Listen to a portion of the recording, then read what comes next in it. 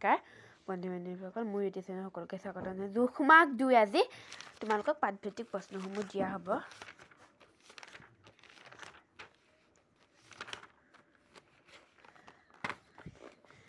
প্ৰথমটো দিছে MKS পদ্ধতিত তলত দিয়া ৰাশিসমূহ একক কি ইয়াত দিছে ভৰ আয়তন কালি ঘনত্ব তো হ'ব উত্তৰটো ভৰৰ একক হ'ল কিলোগ্ৰাম আৰু আয়তনৰ ঘনমিটাৰ কালি বৰ্গ সেন্টিমিটাৰ ঘনত্ব গ্ৰাম ঘন সেন্টিমিটাৰ 2 নম্বৰটো সুধিছে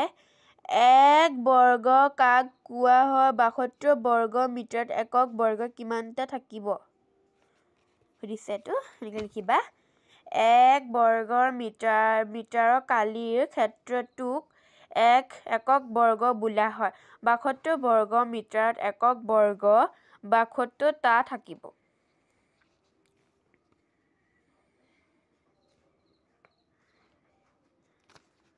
4 নম্বৰটো সুধিছে আমাক এটা কাঠৰ টুকুৰা দি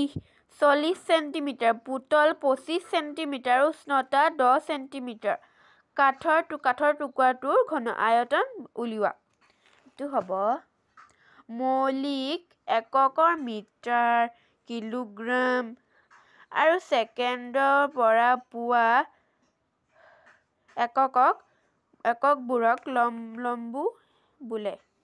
উদাহৰণ মিলিমিটাৰ গ্ৰাম মিনিট এইটো সৰি দে ভুল হৈ গ'ল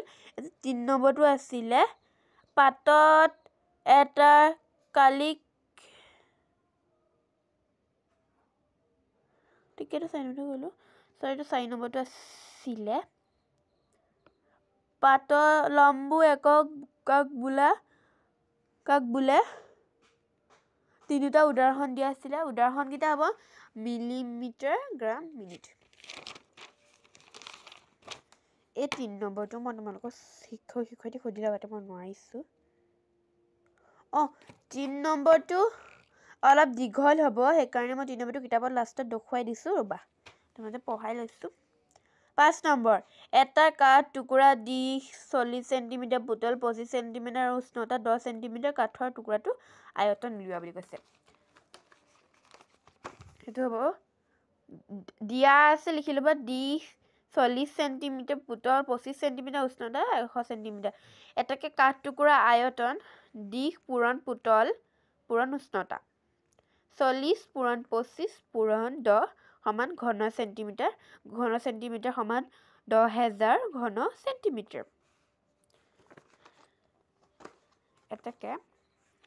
6 নম্বৰতে দিছে ওপৰত দিয়া কাঠ টুকুৰাৰ আয়তন ঘন মিটাৰত কিমান হ'ব এটো হ'ব 10 এছবা একক দশক শতক হাজাৰ অযুত 10000 ঘন সেন্টিমিটাৰ সমান 1 ঘন মিটাৰ 1 ঘন সেন্টিমিটাৰ সমান 1/10000 ঘন মিটাৰ এটাকে একক দশক শতক হাজাৰ অযুত 10000 ঘন সেন্টিমিটাৰ সমান 1/10000 ইনটু 10000 সমান 1/100 ঘন মিটাৰ সমান 0.101 ঘন মিটাৰ 6 নম্বৰটো এইটো 7 নম্বৰটো হৈছে 1 ঘন মিটাৰত CGS পদ্ধতি কিমানটা একক বৰ্গ ধৰিব 1 ঘন মিটাৰত CGS পদ্ধতি 100 টা ধৰিব নহয় সৰি ভুল হৈ গ'ল 1000 টা ধৰিব দেই 8 নম্বৰটো দিছে এটা ঘৰৰ মজিয়া দিশ 10 মিটাৰ আৰু পুতল 6 মিটাৰ মজিয়াখনৰ কালি কিমানটা মজিয়াখনৰ পকী কৰিবলৈ 20 সেন্টিমিটাৰ দীঘল আৰু 6 সেন্টিমিটাৰ পুতল কেইটা ইটাৰ লাগিব তো হ'ব লিখিলবা দিয়া আছে দিশ 10 মিটাৰ পুতল 6 মিটাৰ মজিয়াখনৰ কালি দিশ পূৰণ পুতল সমান 10 মিটাৰ পূৰণ 6 মিটাৰ 10 পূৰণ 100 চেণ্টিমিটাৰ সমান 6 পূৰণ 100 চেণ্টিমিটাৰ সমান 1000 পূৰণ 600 সমান 6000 একক দশক শতক হাজাৰ অযুত লাখ 6 লাখ বৰ্গ চেণ্টিমিটাৰ লিখিবা আকৌ ইটাৰ দিশ 20 চেণ্টিমিটাৰ পুতল 6 চেণ্টিমিটাৰ এতেকে ইটাৰ কালি 20 পূৰণ 6 বৰ্গ চেণ্টিমিটাৰ সমান 120 মজিয়াখনৰ পকী কৰিবলৈ প্ৰয়োজন হোৱা ইটাৰ সংখ্যা 6 লাখ হৰণ 120 সমান 5000 টা এইটো 8 নম্বৰ উত্তৰটো এইটো 3 নম্বৰটো ইটা দিম পাতৰ এটাৰ কালি কেনেকৈ উলিয়াবা বৰ্ণনা কৰা এইটো উত্তৰটো হৈছে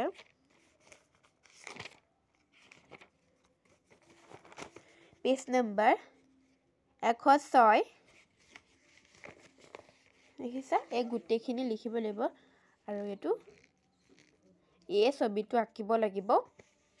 এইকেইটা লিখিলো এই ছবিটো আঁকিব লাগিব দেই এই ছবিটো আৰু এই পেজটোৰ লগতে এই পেজখিনিও লিখি দিবা তোমালোকে এইকেইটা আঁকিব নালাগে এই পেজখিনি এইটো প্ৰশ্নয়ে 3 নম্বৰটো উত্তৰ তোমালোকে লিখি ল'ব পাৰিবা মই পঢ়ি দিছোঁ উত্তৰটো ইয়াত থকা এই লেখ আৰু এই ল'ব পাৰিলেগে নিলিখিবা কিয় বেকেটত থকাবোৰ নিলিখিবা বাকীখিনি লিখি ল'বা এইখিনি 3 নম্বৰ এনচাৰ আৰু যদি ভিডিঅ'টো চাই ভাল লাগিলে লাইক শ্বেয়াৰ কমেণ্ট কৰিব ধন্যবাদ